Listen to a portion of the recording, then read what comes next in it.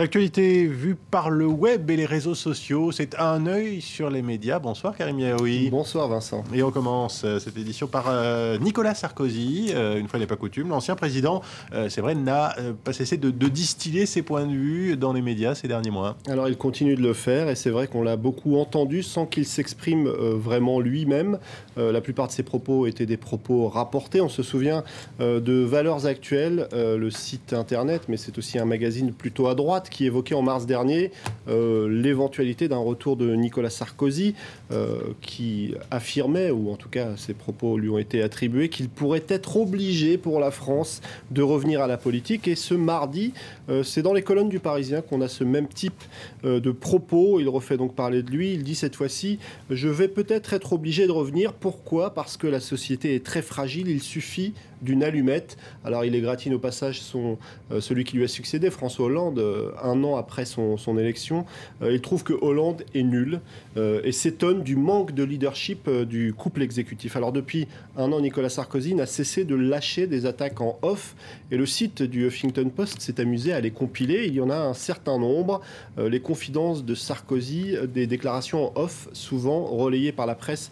C'est sans doute l'objectif de ces déclarations. En tout cas, Geoffroy Clavel, sur le site du Huffington Post, évoque par exemple la sortie de Nicolas Sarkozy sur la présidence de l'UMP en juillet, un communiqué sur la Syrie en août, et puis en octobre, il évoque son retour du côté de Valeurs Actuelles et il décrit déjà François Hollande et son gouvernement comme des nuls, déjà dans les colonnes du Parisien. Alors, pour l'éditorialiste Olivier Duhamel, du côté du Lab européen, il y a un danger pour Nicolas Sarkozy, le risque d'en faire trop.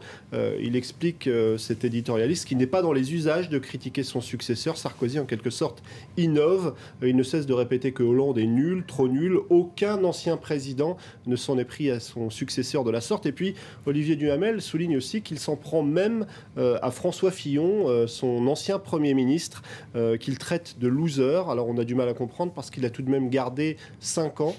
Malgré les remaniements, il est toujours resté à la barre, François Fillon, et aujourd'hui, c'est un loser.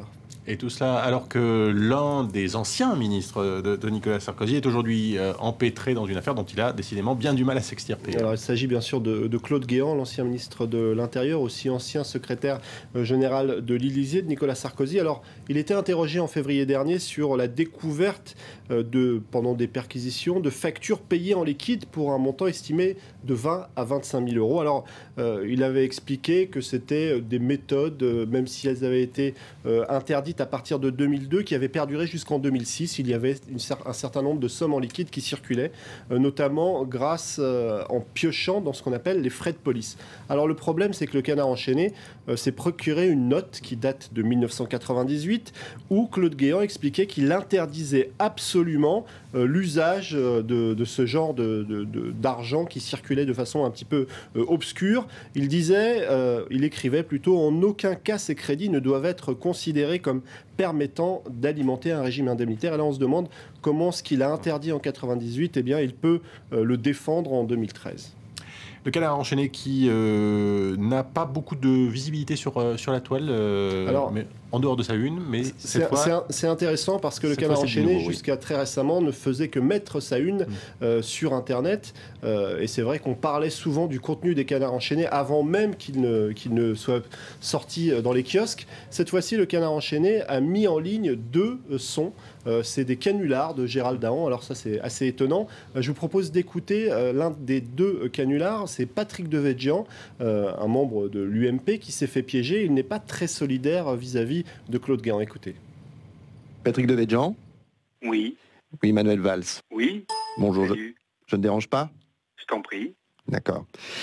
Je me permets de t'appeler parce que j'ai certaines informations qui me sont remontées dans le dossier Guéant. Oui. J'en ai informé François Hollande. Oui. Il est évidemment hors de question qu'une nouvelle affaire éclabousse la classe politique en ce moment. L'argent ne vient pas du tout des tableaux. Oui, ça c'est sûr. Ouais. Et qu'est-ce que vous allez faire ? On réfléchit. Mais tu veux faire quoi avec lui ? Je sais pas. Écoute, essaie de l'appeler, hein, et tu me rappelles. D'accord. Il faut qu'on trouve une solution pour effacer les preuves. Ok. Je te remercie. Ok, je t'en prie. il faut qu'on trouve une solution pour effacer les preuves. Ça ne choque pas Devedjian apparemment. Et puis lui aussi pense que cet argent, ces 500 000 euros, ne proviennent pas de la vente de tableaux. Alors pour un vieux briscard de la politique, se faire avoir comme ça, c'est un petit peu gênant. En tout cas, c'est la première fois que le Canard enchaîné mettait en ligne des sons, parce que pour eux, l'encre et le papier, c'est sacré. Peut-être que c'est une nouvelle ère qui va commencer pour le Canard. En tout cas, c'est pas la première fois que Daron fait un tel canular qui marche aussi bien. Merci Karim. Oui, c'était donc un œil sur les médias. Il est 22h28 à Paris. Dans 2 minutes, nouveau journal. Paris Direct continue. Restez avec nous, bien sûr, sur France 24.